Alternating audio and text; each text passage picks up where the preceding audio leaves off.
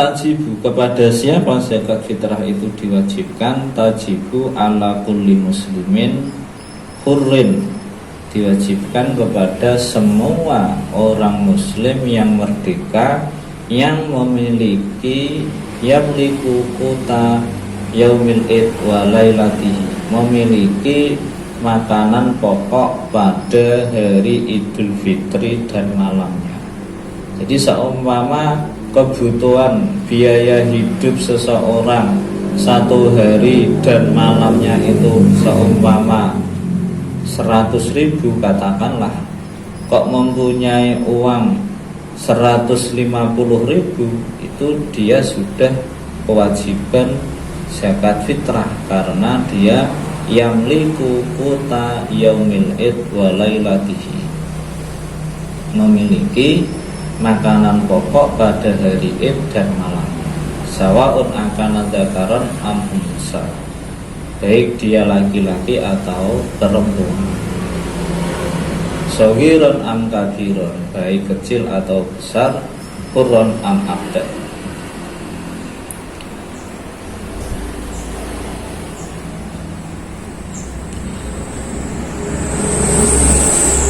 Dari keterangan kewajiban kepada siapa zakat fitrah itu dilaksanakan, akhirnya kita menemukan beberapa keterangan yang di situ berkaitan dengan niat mengeluarkan zakat fitrah.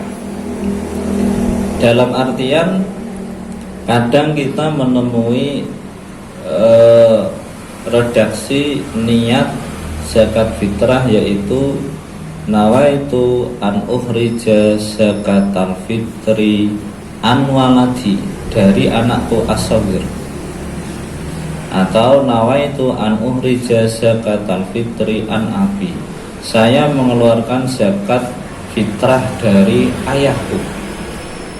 Ini berarti memberikan kesimpulan bahwasannya ketika seseorang menanggung biaya hidup atau menanggung nafkahnya seseorang, maka dia juga dikasih beban mengeluarkan zakat fitrah dari orang yang ditanggung biaya hidupnya. Jadi sekali lagi, kadang kita menemui redaksi niat nawaitu an ukhrija zakatal fitri an waladi, dari anakku as-shaghir, atau nawaitu an ukhrija zakatal fitri an abi, dari ayahku, atau nawaitu an ukhrija zakatal fitri an umi, dari ibuku. Itu motivasinya berangkat dari keterangan zakat fitrah dibebankan kepada orang yang menafkahi seseorang. Jadi ada kaidah kullu man talzamuhu nafaqatu ghairihi talzamuhu fitratuhu. Orang yang dikenai kewajiban menafkahi orang lain, maka dia juga dikenai kewajiban mengeluarkan fitrahnya orang tersebut.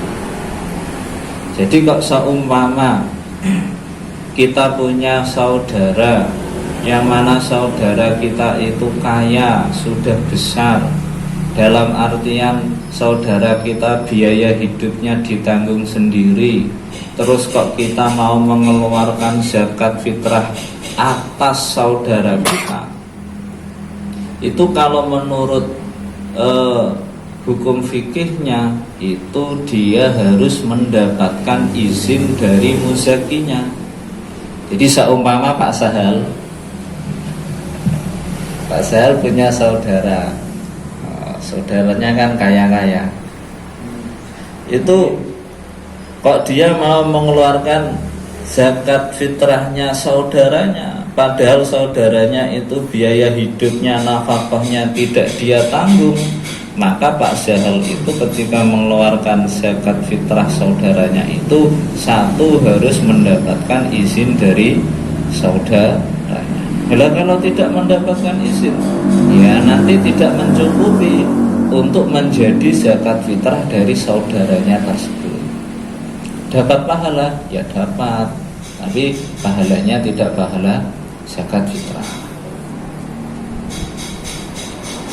Jadi saya ulangi lagi, kita kadang menemui redaksi niat nawaitu an ukhrija selain an-nafsi loh ya. Kalau an-nafsi itu kan untuk dirinya sendiri,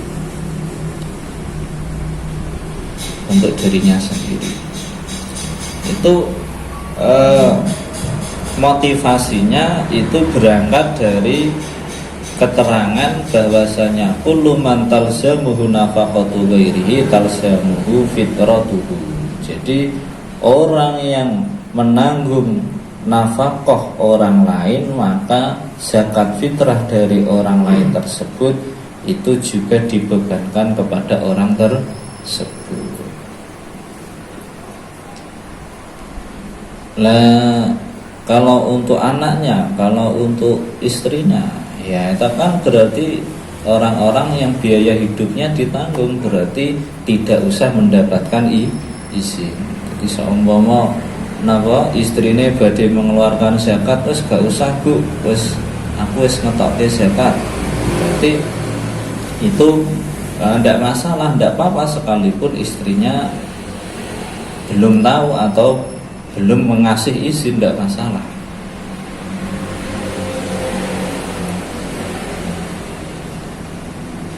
Terus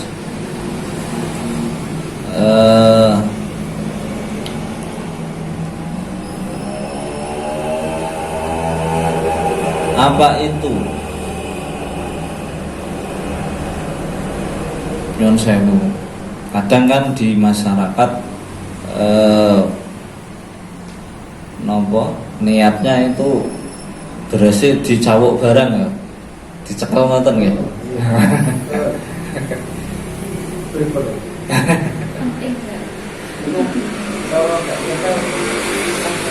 Nah, itu kalau kita berangkat dari ibarat yang ada di kitab salaf, itu tidak harus apa itu berasin itu dicekel, tidak harus napa itu berasin dicekel.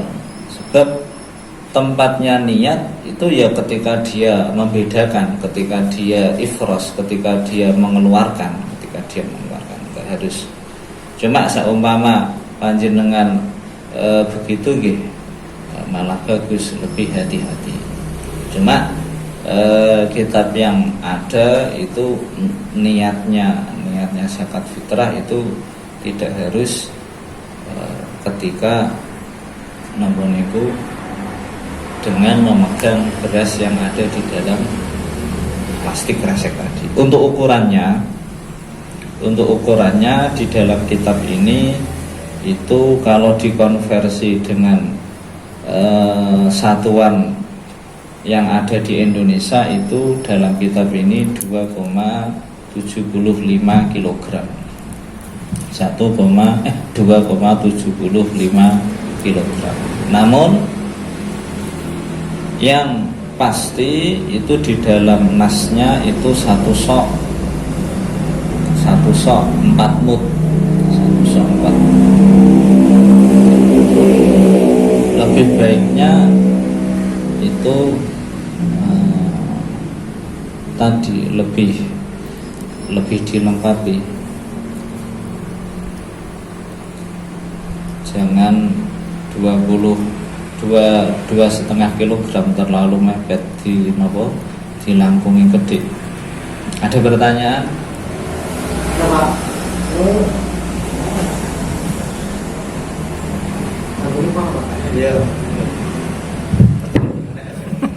Assalamualaikum warahmatullahi wabarakatuh. Mohon maaf Pak, mau tanya. Perkenalkan, saya Muhammad Sahal Pak. Mau tanya, apakah diperbolehkan Pak membayar zakat fitrah dengan beras raskin? Padahal setiap harinya itu mengkonsumsi beras rasa lele Pak. Yang kedua Pak, ini agak menarik Pak. Tadi kan yang ditanggungkan nafkahnya kan wajib mengasih zakat fitrah. Seumpama saya poligami Pak ya, seumpama ini dan saya itu sudah tidak mampu bekerja seumpama lah saya ini saya ini kan Pak ditanggung si istri yang wayoan itu. Nah itu gimana Pak? Itu Pak dua pertanyaan. Terima kasih.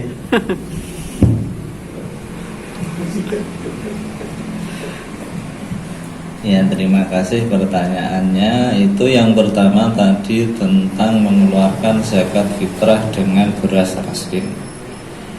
Itu untuk merek, untuk apa itu terserah. Yang penting ini disyaratkan anasar tal mukhraj alla yakuna masusan wala ma'iban. Yang dikeluarkan sebagai zakat fitrah itu disyaratkan tidak harus makanan pokok yang istilah Jawane bubuen utawa boten bareng sing ana aibe. Jadi intinya mohon maaf kalau sekalipun itu beras raskin tapi kok bagus ya mboten napa-napa. Kok ino ya mboten napa-napa. Tapi nanti kita terkena pada etika kita pada Al-Qur'an. Pripun Pak? Lan tanalul birra hatta tunfiqu mimma tuhibbun. Lah nggih nyuwun sewu nek pas wayah mangan kanggo awake dhewe. Heeh. Rasa lele sing winuk-winuk bareng diaturake teng tiyang sanes kok. Nah niku berarti memang yang penting tadi intinya tidak sampai bubuen, tidak sampai tidak ada cacatnya, tidak ada airnya. Jadi kalau beras yang sudah ada kutunya, yang sudah kuning, yang sudah bau, itu ya mboten cekap. Jadi hitungannya itu tidak pakai merek apapun. Kalau berasnya barangnya saya cekap.